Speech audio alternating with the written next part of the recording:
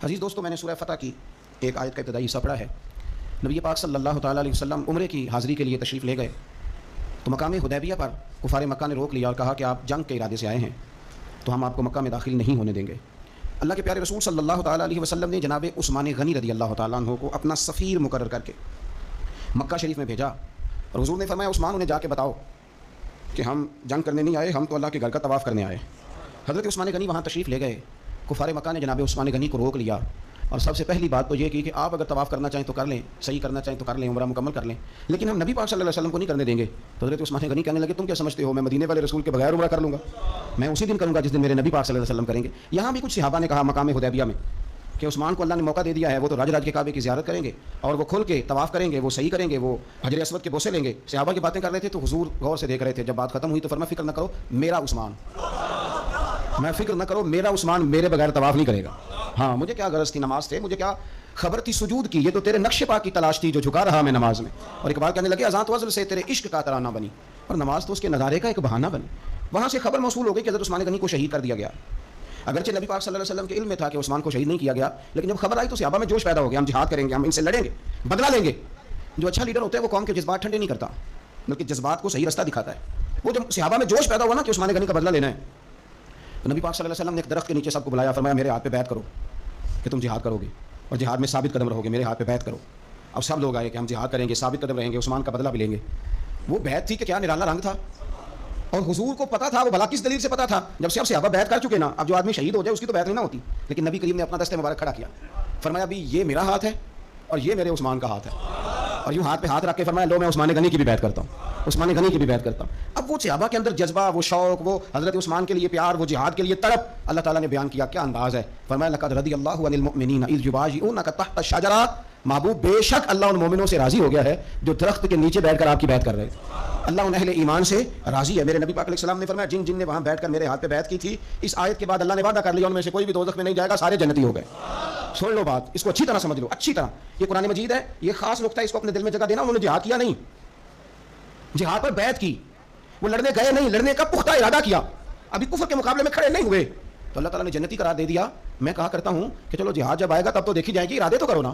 رب تو ارادوں پر ہی جنت کے وعدے فرما دیتا ہے، ارادوں پر ہی۔ ہماری نیتیں ہی نہیں بنتی، ہمارا پروگرام ہی نہیں بنتا، ہمارا کوئی ایسا ذہن ہی نہیں بنتا۔ تو حضرت عثمان غنی کا یہ مرتبہ ہے کہ ان کے تعلق سے اگر میٹنگ بھی بیٹھے، بیعت بھی ہو تو اللہ تو ان بندوں سے بھی راضی ہو جاتا ہے جو ان کے لیے اکٹھے ہوتے ہیں۔ حضرت عثمان غنی میرے نبی پاک علیہ السلام کے صحابہ میں جید ترین آدمی، اور یہ حضور کے داماد ہیں۔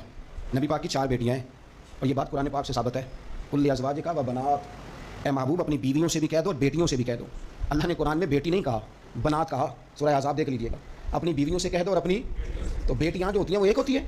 لوگ عمروں کا حساب لگاتے پھرتے ہیں، عمروں کا، اتنی عمر میں شادی ہو تو خدا کے بندے تو کس چکر میں پڑ گئے؟ جب رسول کریم صلی اللہ تعالیٰ علیہ وسلم کو رب کہہ رہے ہیں اپنی بیٹیوں سے کہہ دو، حضور کی 4 بیٹیاں، حضرت زینب حضور کی بڑی صاحبزادی ہیں، ان کی بڑی بیٹی حضرت امامہ بنت زینب صحیح بخاری میں موجود ہے۔ نبی پاک اپنی نواسی سے بڑا پیار کرتے تھے، حضور نکلنے لگتے نماز کے لیے تو بچی ضد کرتی نانا میں نے نہیں جانے دینا۔ بڑا سیانا بندہ بھی ہو تو چھوٹے بچوں سے ڈرتا ہے، چھوپ کے باہر نکلنا پڑتا ہے، بچے نہیں نکلنے دیتے، حالانکہ بندہ کسی سے نہیں ڈر رہا، سمجھدار ہے، پر وہ کہتا ہے اسے ذرا سائڈ پہ کر، پیار ہوتا ہے نا کہ دل نہیں۔ حضرت زینب کہتی ہیں کہ میری بیٹی ضد کرنے لگی، حضور نماز کے لیے جا رہے تھے، نانا کے ساتھ جانا ہے۔ میں نے بچی کو زبردستی پکڑا، میں نے کہا بیٹھ جا حضور آپ جائیں، بچی رونے لگی تو حضور واپس آ گئے۔ تو کہتا ہے حضور کی ہمیں باقی نواسیاں نہیں ملتے، بخاری میں پڑھے ہیں باقی کے بھی۔ نبی پاک واپس آ گئے اور فرمایا نہ زینب لا دے دے مجھے، میں ساتھ ہی لے جاتا ہوں، ابا جانا آپ نماز پڑھیں گے بچی سنبھالیں گے، فرمایا دونوں کام ہی کر لوں گا۔ حضور لے آئے جناب امامہ کو، اللہ اکبر کہہ کے نیت باندھی تو یہاں نواسی کو اٹھایا ہوا ہے، گویا نماز بھی ہو رہی ہے اور نواسی کی دل جوئی بھی ہو رہی ہے۔ امامہ بنت زینب کو حضور نے اٹھایا ہوا ہے۔ اللہ کے رسول رکوع میں گئے تو بچی کو کھڑا، شہزادی حضور کی زلفوں سے کھیلتی رہی، سجدے میں گئے تو زلفوں سے کھیلتی رہی، حضور پھر اٹھے تو بچی کو پھر اٹھا لیا۔ تو میرے رسول پاک کی 4 بیٹیاں، میں نے قصداً آج کچھ ایسی روایات آپ کے سامنے رکھنی ہے جس میں صرف حضرت عثمان غنی کی شان نہ ہو، جناب رقیہ کا بھی ذکر ہو۔ حضور نے حضرت رقیہ رسول پاک صلی اللہ علیہ وسلم کی دوسری صاحبزادی، سب سے بڑی جناب زینب ہے، دوسری رقیہ ہے، ان کا نکاح حضرت عثمان غنی کے ساتھ فرمایا۔ اور حضرت عبداللہ بن حزم فرمایا کرتے تھے سارے صحابہ ہی سونے تھے، پر صحابہ میں جو سب سے سونے تھے وہ حضرت عثمان غنی تھے۔ اونچا لمبا قد تھا، گھنی داڑھی تھی، حسن تھا، جمال تھا، اور شرمیلے تھے حضرت عثمان غنی، حیا والے تھے۔ حضرت اسامہ بن زید رضی اللہ تعالیٰ عنہ فرمانے لگے، یہ طبرانی کی حدیث ہے، حضرت اسامہ بن زید کہتے ہیں گھر میں نا سالن پکا نبی پاک صلی اللہ علیہ وسلم، حضور نے سالن کھایا تو بڑا مزیدار لگا۔ یہ بھی دل کا انوکھا سودا ہے کہ جب کوئی چیز اچھی لگے تو پھر اپنے یاد آتے، آپ یقین کریں، پھر بندہ کہتا ہے تھوڑی پیک بھی کرا لوں بچوں کے لیے، اپنے یاد آتے ہیں۔ حضرت اسامہ بن زید کہتے ہیں سالن بڑا عمدہ تھا، گوشت پکا تھا، حضور نے تھوڑا سا برتن میں ڈالا، فرمایا جا میری بیٹی رقیہ کو دیا۔ جناب اسامہ بن زید رضی اللہ تعالیٰ عنہ فرماتے ہیں ایک تو میں چھوٹا تھا، دوسرا بھی پردے کی آیتیں بھی نازل نہیں ہوئی تھیں، ایک دوسرے کے گھروں میں بلا روک ٹوک لوگ آیا جایا کرتے تھے۔ آپ فرماتے ہیں وہ سالن کا برتن لے کے جب میں پہنچا نا حضرت عثمان غنی کے گھر دونوں میاں بیوی ایک چارپائی پہ بیٹھے تھے. فرماتے میں نے بھی دنیا دیکھی پر اتنا سونا جوڑا میں نے بھی کبھی نہیں دیکھا. آپ فرماتے ہیں کبھی میں سیدہ رقیہ کی جانب دیکھتا, کبھی حضرت عثمان غنی کو, مجھے بھول ہی گیا میں کس کام آیا ہوں, مجھے بھول گیا, میں محو ہو گیا. کہتے ہیں کہ وہ حضور کے داماد اور شہزادی کو دیکھ کے میری نظریں ہٹتی نہیں. کہتے جب میں دیر تک دیکھتا رہا تو عثمان غنی مسکرائے, فرمانے لگے اسامہ ادھر آئے تھے یار. تو جیسے بندے کی آنکھ کھل جاتی ہے. میں نے کہا جی میں سالن دینے آیا تھا. کہتے ہیں میں نے پیش کیا, جب میں واپس گیا سارے راستے پروگرام بناتا گیا کہ عرض کروں گا یا رسول اللہ, یہ چاؤ ہوتا ہے نا, یہ چاؤ ہوتا ہے. گاؤں میں کسی کی بارات آتی ہے تو پرانی عورتیں جو ہوتی تھی وہ دولہا دیکھ کے کہتی تھی اللہ نے بڑی سونی جوڑی ملا دی. کیا بات, یہ ایک چاؤ ہوتا ہے, شوق ہوتا ہے. حضرت سیدنا اسامہ بن زید فرماتے ہیں میں سارے راستے پروگرام بناتا گیا کہ عرض کروں گا حضور کمال ہے, کیا اللہ نے آپ کی شہزادی کو اور آپ کے داماد کو نوازا ہے, کمال ہے. کہتے ہیں میں پروگرام بناتے جا رہا تھا, لیکن جیسے ہی میں پہنچا حضور کے حجرے میں قدم رکھا, مجھے بتانا نہیں پڑا, حضور مسکرا کے فرمانے لگے اسامہ میری بیٹی اور میرے داماد کو دیکھا, یا رسول اللہ دیکھا. فرمایا اتنے سونے لوگ پہلے بھی کبھی دیکھے؟ میں نے عرض کی حضور نہیں, میں نے پہلے, کیا بریلی کے امام کا انداز ہے. فرماتے ہیں تیری نسل پاک میں ہے بچہ بچہ نور کا, کیونکہ تو ہے عین نور تو تیرا سب گھرانہ ہی نور کا. حضرت عثمان غنی رضی اللہ تعالیٰ اور جناب رقیہ خوبصورت ترین. اچھا مکہ شریف میں بڑے ظلم کیے لوگوں نے مسلمانوں پہ, مسلمان مجبور ہو گئے ہجرت کرنے کے لیے. ایک ہجرت مدینہ شریف سے پہلے ہوئی تھی, اس کو ہجرت حبشہ کہا جاتا ہے. اس ہجرت حبشہ میں نبی پاک کی شہزادی جناب رقیہ بھی شامل تھے اور حضرت عثمان غنی بھی شامل تھے. حضرت رقیہ نے اجازت مانگی, یا رسول اللہ سب لوگ حبشہ جا رہے ہیں تو میں اور عثمان بھی چلے جائیں. تو نبی پاک صلی اللہ علیہ وسلم نے فرمایا چلے جاؤ, یہاں کافر تنگ کرتے ہیں, وہاں جا کے یکسوئی سے رہو گے. یہ دونوں میاں بیوی چلے گئے, ہجرت کر لی حبشہ کی جانب اللہ کے راستے میں. حدیث میں مجموع زوائد میں جو لفظ ہے نا وہ نرالے ہیں. صحابہ فرماتے ہیں حضور ہر آنے جانے والے سے پوچھتے میری رقیہ کا کیا حال ہے, میرے عثمان کا کیا حال ہے, لیکن خبر نہ کوئی ملتی. حضور پریشان رہتے. صحابہ فرماتے ہیں کہ ایک عورت ایک دن آئی, نبی پاک علیہ السلام نے اس سے بھی فوراً پوچھا بتاؤ نا میرے عثمان اور رقیہ کا کیا حال ہے, ملی ہو؟ کہنے لگی یا رسول اللہ میں مل کے آئی ہوں, عثمان کو تو اللہ نشان ہی بڑی دی ہے, وہ مٹی کو بھی ہاتھ لگاتا ہے تو رب اسے سونا بنا دیتا ہے, وہ تو کمال ہو گئی. اللہ کے حبیب وہ بڑے سکون میں ہیں, سکھی ہیں. اب حضور نے بیان کیا مجموع زوائد میں اور تاریخ الخلفاء میں امام سیوطی علیہ الرحمٰن نے اس کو لکھا. اب یہاں نبی پاک علیہ السلام فرمانے لگے, حضور فرمانے لگے اللہ کے نبی حضرت لوط علیہ السلام وہ تھے جنہوں نے اپنی بیوی کے ساتھ اللہ کے راستے میں ہجرت کی تھی. حضرت لوط علیہ السلام, ہجرت بہت بڑا مقام ہے اگر کوئی دین کے لیے کرے, لیکن صحابہ نے ہجرت کی تو اکیلے اکیلے. حضرت ابوبکر بھی ہجرت کر کے گئے تو اکیلے, حضرت عمر بھی گئے تو اکیلے. لیکن حضور فرمانے لگے انبیاء میں سے حضرت لوط علیہ السلام نے ہجرت کی تھی اپنی بیوی کے ساتھ, چونکہ گھر والوں کو لے کے ہجرت کرنا مشکل ہوتا ہے, جو کام مشکل ہو اس پہ اجر بھی زیادہ ملتا ہے. حضرت لوط نے ہجرت کی تھی اپنی بیوی کو لے کے. فرمایا جناب لوط سے لے کر آج تک دوبارہ اگر کسی جوڑے کو ہجرت کرنے کی سعادت ملی ہے تو میرے عثمان اور میری بیٹی رقیہ کو ملی ہے. فرمایا عثمان نے اپنی بیوی سمیت ہجرت کی ہے. حضرت لوط علیہ السلام سے لے کر عثمان غنی تک اگر کبھی آپ اس پہلو کو سمجھے تو بڑا ذائقہ دے گا کہ گھر بار چھوڑا ہے, ہر چیز قربان کیا, کس لیے؟ اللہ اور اللہ کے رسول کے لیے. تو یہ پہلا نبی پاک صلی اللہ علیہ وسلم نا اس جوڑے سے پیار کرتے حکمت. ہمارے یہاں پتہ کیا ہوتا ہے, کچھ دکھ نا ہم نے جان بوجھ کے گھڑ لیے ہیں, وہ دکھ نہیں ہے جان بوجھ کے. مثلا ابا جی گئے بیٹی کے گھر میں شادی کے 2-4-5 مہینے کے بعد, تو واپس آ کے ابا جی رو پڑے, کیا ہو گیا جی آپ کو؟ کہتے ہیں اوہو میری تیتے ہوتے کام ہی بڑی کر دی بھائی, میں نے بڑی لاڈوں سے پالی تھی, بڑی لاڈلی تھی, وہ میں گیا ہوں چولہے کے آگے کھڑی تھی. یہ جعلی دکھ ہے. اپنے گھر کا کام کر رہی تھی کہ یہاں وہ اللہ معاف کرے اسے نوکری کرا رہے, تو یہ جان بوجھ کے گھڑے ہوئے دکھ ہیں جن کا کوئی معنی نہیں, کوئی مطلب نہیں. اپنے گھر کا کام کر کے بچی کی صحت بھی ٹھیک ہوگی, اس کے نظریات بھی پختہ ہوں گے, اور خاوند کی عزت کرے گی, اسے راضی کرے گی, تو میرے رسول پاک نے فرمایا رب جنت بھی عطا فرمائے گا. لیکن یہ دکھ ہے جناب, ہو میں گیا گرمی بڑی سخت تھی, یعنی یہ دکھ ہے کوئی کہ میری بیٹی روٹیاں پکاتی ہے, شوگر کار پکاتی ہے, اللہ کا احسان سمجھ. یہ تو دور ہے وسوسوں کا. میں تو کہتا ہوں اس میں جو بندہ زیادہ مصروف ہے نا, اس کو روٹی کھانے کا ٹائم بھی مشکل سے ملتا ہے, وہ بھلا آدمی ہے. تھک کے سوئے, یہ ٹینشنوں میں نہ پڑے, چگلیوں میں نہ پڑے, غیبت میں نہ پڑے, گلے نہ کرے, بری سوچ نہ اسے آئے, اچھا اللہ کا شکر ادا کر. اور یہ پرانے لوگوں کے اندر یہ خاص, آج کل تو میں دیکھتا ہوں سارے بیچارے نوجوان لڑکے, انہوں نے جمعے والے دن ہینگر لٹکائے ہوتے ہیں پیچھے, سارے کپڑے دھوبی سے استری کرا کے لا رہے ہو, سارے پتہ نہیں کہاں کام کاج ہوتے ہیں, ہمیں نہیں سمجھ آتی. سب نے سائیکل پہ روٹیاں لٹکائی ہوتی ہیں, کھانا پا گیا روٹیاں لے آؤ, کون سے کام کی بات, پھر بھی ابا جی رو رہے ہیں آ کے. اور یہ بچیوں کی ٹریننگ کریں, آپ یقین کریں یہ مفت کے رٹے ہیں, جھگڑے ہیں. کیا ہو جاتا ہے؟ سنو میرے رسول پاک نے کیا فرمایا. کسی نے پوچھا حضور بہترین مسلمان کون ہے, تو نبی پاک نے فرمایا جو سلام لینے میں پہل کرے اور روٹی زیادہ کھلائے. تو اگر آپ کی بیٹی کسی کو روٹی پکا کے کھلائے گی تو بہترین مسلمان بنے گی. کون سا دکھ آپ نے پالا؟ سنو میں آپ کو حدیث سناتا ہوں. میرے نبی کریم علیہ السلام حضرت عثمان غنی کے گھر تشریف لے گئے. جناب عثمان غنی کے حضور اچانک گھر پہنچے. حضرت ابو ہریرہ رضی اللہ تعالیٰ عنہ فرمانے لگے جب نبی پاک علیہ السلام ان کے حجرہ نور میں داخل ہوئے نا, تو نبی پاک کی شہزادی سے بڑھ کر تو کوئی شہزادی نہیں نا. یہ تو وہ خواتین ہیں جن کو قرآن نے سب سے بہترین کہا, حضور کے گھر میں رہنے والے لوگوں کو. حضور کی لخت جگر جناب رقیہ. حضرت ابو ہریرہ کہتے ہیں حضور اچانک پہنچے حضرت عثمان غنی کے گھر, تو جناب عثمان غنی چارپائی پہ بیٹھے تھے, اور جناب رقیہ اپنے ہاتھوں سے ان کے بالوں میں پانی ڈال ڈال کے ان کے سر کو دھو رہی تھی. یعنی چکی بھی پیسیں جناب رقیہ, لیپا پوتی بھی کریں کچے مکان کو, گھر کا سارا کام کاج بھی کریں, اور اپنے شوہر کے بالوں میں پانی ڈال کر وہ سر بھی دھوئے. حضور پہنچ گئے, جناب عثمان غنی کی نظر پڑی تو جھجک محسوس کی. حضرت رقیہ رضی اللہ تعالیٰ عنہ بھی ذرا ٹھہر گئیں. دیکھو میرے نبی پاک کی تربیت کا انداز. رسول کریم نے کیا فرمایا؟ نبی کریم فرمانے لگے رقیہ اپنے شوہر کی زیادہ خدمت کیا کر, رقیہ اپنے خامد کی زیادہ خدمت کر. فرمایا میرے سارے صحابہ شان والے ہیں, لیکن جس نے میرے اخلاق کو سب سے زیادہ دیکھنا ہو وہ میرے عثمان غنی کو دیکھے.